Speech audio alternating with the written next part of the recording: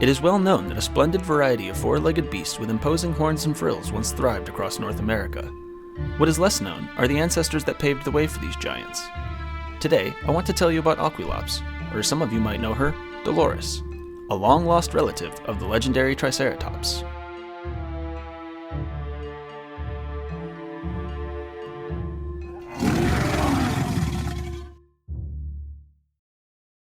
If you have seen the 2025 movie Jurassic World Rebirth, you likely know this face.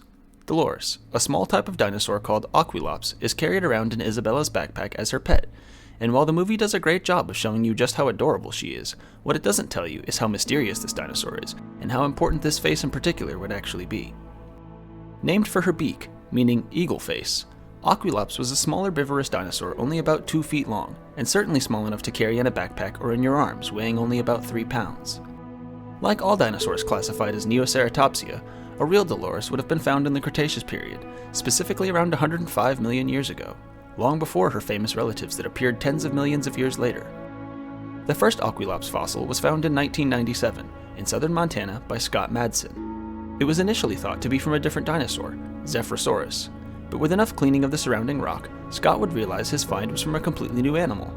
However, he would not officially study and name this discovery. It wasn't until 2014, 17 years later, when this animal would be studied and named Aquilops. To this day, this single skull is still the only remains of this dinosaur ever found. Despite some crushing and distortion, this skull preserves enough detail to tell us quite a bit about the genus of Aquilops as well as this individual specifically. The mouth of this dinosaur starts with a hooked beak, like other ceratopsians, but strangely, seems to feature a forward-facing bony protrusion. The paleontologists that studied this fossil up close were very careful to consider all of the possibilities for this curious cranial cone. It was not a piece of displaced bone from elsewhere or another animal, and it did not appear to be an abnormal growth, which is usually marked by irregular bone texture. This animal appears to have genuinely sported a forward-facing bony bump, ridge, or horn at the very end of its beak, quite unlike the more upward-facing nose horn seen on larger ceratopsians. Personally, when I first saw this, I was reminded of the egg teeth seen in hatchlings of many animals around the world today.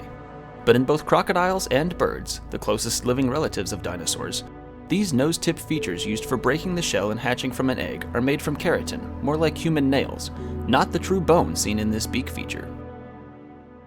The authors of the scientific paper which named Aquilops propose that it could have been used for fighting or digging, but do not confidently assert either. I personally love the idea of this cute little dinosaur digging around for tasty treats with its pointed nose. Moving back along the skull gives us more detail about who this particular individual was. The bones around the eyes seem to provide more room for an eyeball than might seem proportional. This, along with the texture of some bones, would seem to indicate that the holotype specimen was not fully grown when it died. Opposing this is evidence in its teeth and the advanced fusion of some skull bones that clearly shows it was not a baby dinosaur, but something more like a teenager or subadult. Even compensating for this incomplete growth, Aquilops would have been a very small dinosaur with large, keen eyes whose best defense mechanism was likely speed and agility, qualities which were much needed in the world a real Dolores would have inhabited. The middle of the Cretaceous period in North America was also home to some of the largest and most terrifying creatures the world has ever seen. Towering high above, the gargantuan Sauropod feasted on treetops, hardly able to see the cat-sized Aquilops. A single wrong move could mean being trampled by one of the heaviest creatures ever to walk on land. Sauropelta, a spiky armored dinosaur, would have probably not been nearly as agreeable as the humans in Jurassic World to an Aquilops sharing its food.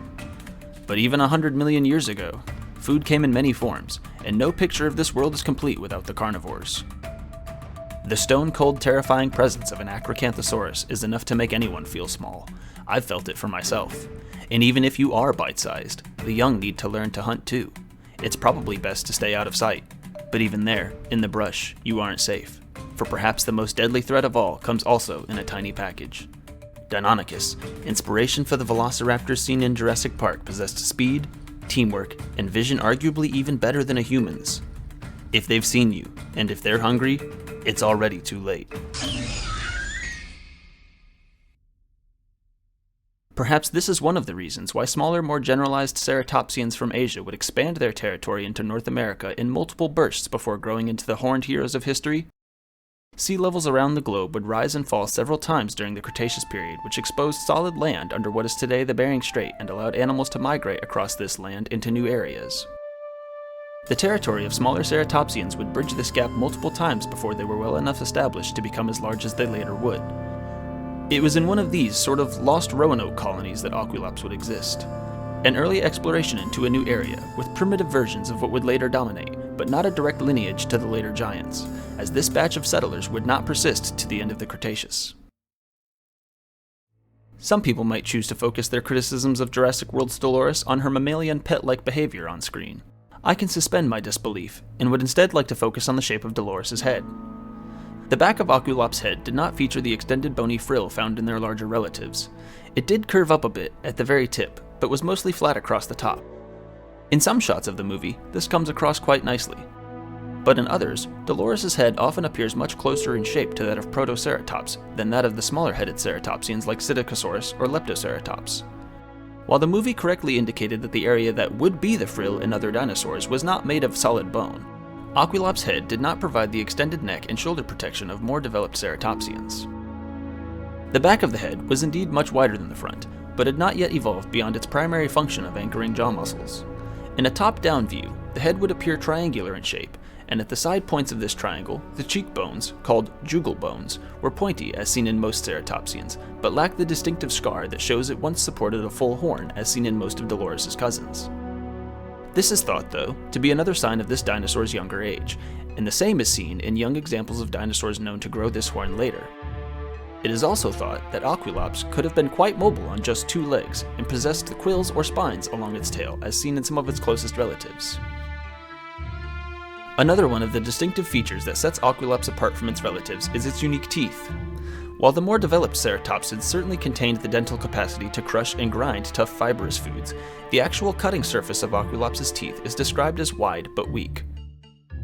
As mentioned earlier, wear patterns would indicate that these teeth had been in use for quite some time. But the particular shape as well as the presence of more specialized teeth toward the front for cutting would point towards more selective feeding behavior specializing in nipping and slicing at new plant growth, the softer, more attractive parts of ferns, and the first flowering plants ever seen in North America. Though licorice would not be on the menu for quite some time. Most of the information for this video was found directly from the paper describing Aquilops as a new dinosaur. Special thanks to Andrew A. Fark, W. Desmond Maxwell, Richard L. Cifelli, and Matt J. Waddell for their publication naming and describing this curious critter, as well as Brian Engh for his lifelike paleo art. A link to their publication is in the description. If you enjoyed this video, subscribe to the channel and watch our first video on Megalosaurus. Tell us what you'd like to see next, and thank you for watching.